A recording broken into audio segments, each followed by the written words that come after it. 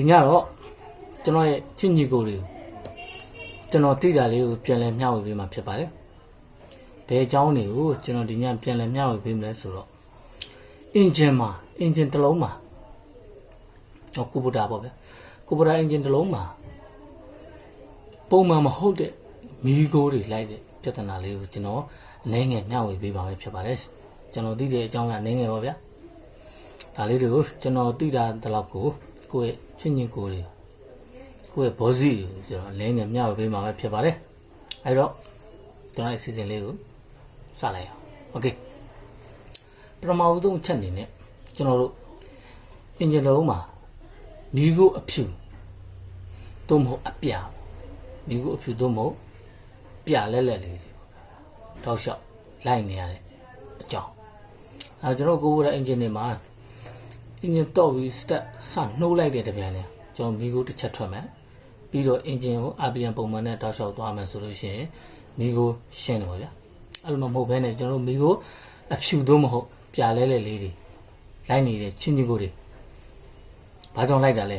အခြေခံအချက်လေးတွေကိုကျွန်တော်ပြောပြပေးမယ်ဟုတ်ပြီကျွန်တော်ကိုယ်အင်ဂျင်လုံးကမီးကိုဖြူသို့မဟုတ်ပြလဲလေးလိုက်နေပြီဆိုရင်ဘာစဉ်းစားနံပါတ်1အင်ဂျင်ဝိုင်များရင်လည်းဖြစ်တယ်ဟိုထည့်လိုက်တဲ့အင်ဂျင်ထဲကိုထည့်လိုက်တဲ့အင်ဂျင်ဝိုင်ရဲ့ပမာဏဥပမာ6လီတာလားထည့်ရမယ်ဟာကိုကျွန်တော်တို့က10လီတာလောက်17လီတာလောက်ထည့်လိုက်လို့များသွားရင်ဒါနံပါတ်1လိုက်တတ်ပါတယ်အဖြူသို့မဟုတ်အပြာလက်လေးနော်လိုက်တဲ့နံပါတ်2အချက်အနေနဲ့ကျွန်တော်အောင်းနေကြည့်သွားပြီ piston ring သို့မဟုတ် cylinder ရဲ့သူ slip ပေါ့ဗျာ slip ရဲ့မြန်းတဲ့ပြင်မှာဆင်းရချစ်ရတွေဖြစ်သွားရင်ဒုတိမဟုတ် piston ring တွေကျသွားရင်ဆိုတော့ကျွန်တော်ပြောရခဲ့တဲ့အကြောင်းအဖြူသို့မဟုတ်ပြာလဲလေးလိုက်တဲ့နံပါတ်3စီတိုင်းမယ်ပလန်ချာပတ်ရဲ့ injection time ပဲပုံမှန်မဟုတ်တော့ရင်လိုက်တတ်ပါတယ်ဒါကတော့ဖြူသွင်းမို့ပြလဲလေးပေါ့ဗျာ Okay ဝေးကျွန်တော်ဂျာဘက်ချင်းကူနေနဲ့ကျွန်တော်ရဲ့ချင်းချင်းကိုကျွန်တော်မင်းကလေးတစ်ခုမေးခဲ့မယ်ကျွန်တော်အင်ဂျင်တွေမှာပုံမှန်လိုက်တဲ့မီးခိုးအယောင်သိရင်ကျွန်တော်ရဲ့ပေရဲ့ကွန်မန်းမှာတစ်ချက်လောက်လေးဆွေးနွေးပေးသွားအောင်ဘာရောင်လဲတိတဲ့ချင်းချင်းကိုဝင်ရောက်ပြီးဆွေးနွေးသွားနိုင်ပါတယ်โอเคနောက်ချက်အနေနဲ့ degree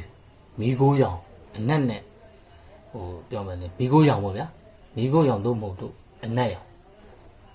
တောက်လျှောက်လိုက်နေဘယ်ချက်တွေကိုကျွန်တော်တို့စဉ်းစားရမယ်ဆိုတော့နံပါတ်1 over လို့သူနိုင်တဲ့ဝင်ပေါ့ဗျာသူနိုင်တဲ့ဝင်မဟုတ်ဘဲနဲ့ကျွန်တော်တို့ကမနိုင်တဲ့ဝင်တော့မှဆိုရင်ဘန်တအားချမိတာတို့ထွန်စက်နဲ့ပတ်သက်လာရင်ဗျာဘန်တအားချမိတာတို့ဥမာနောက်ကဗျာသူမနိုင်တဲ့ weight ကို over လို့ရှင်းပြောရင်သူမနိုင်တဲ့မဆိုင်ကဟာကြီးသူမယုံတာနဲ့ဟာအတင်းယုံခိုင်းအမေရတော့မမီကိုရလိုက်ပါတယ်နံပါတ်2စီမတိုင်စီဆိုတာစီမတန်တော့မို့ရေသွေးမပြည့်မီနဲ့စီတွေကျွန်တော်3မိတော့လောက်အောင်ထည့်မိတော့လောက်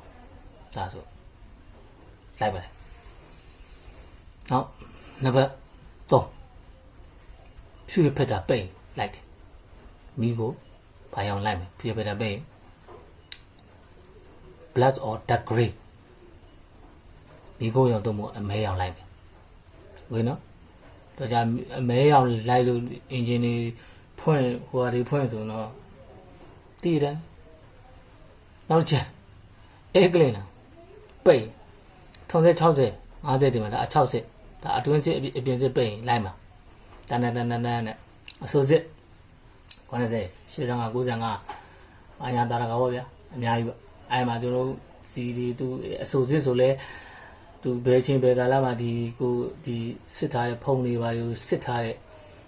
ဒီအင်ဂျင်ဝိုင်းတို့အဟောင်းတွေပါတွေကိုဒါတွေမလဲမိအဲ့ထဲမှာတာကြီးတွေပိတ်နေတာလို့အဲ့သူလေစုပ်တဲ့တော့ရှော့မှာအဖုံနေနဲ့ညစ်ပတ်တည်း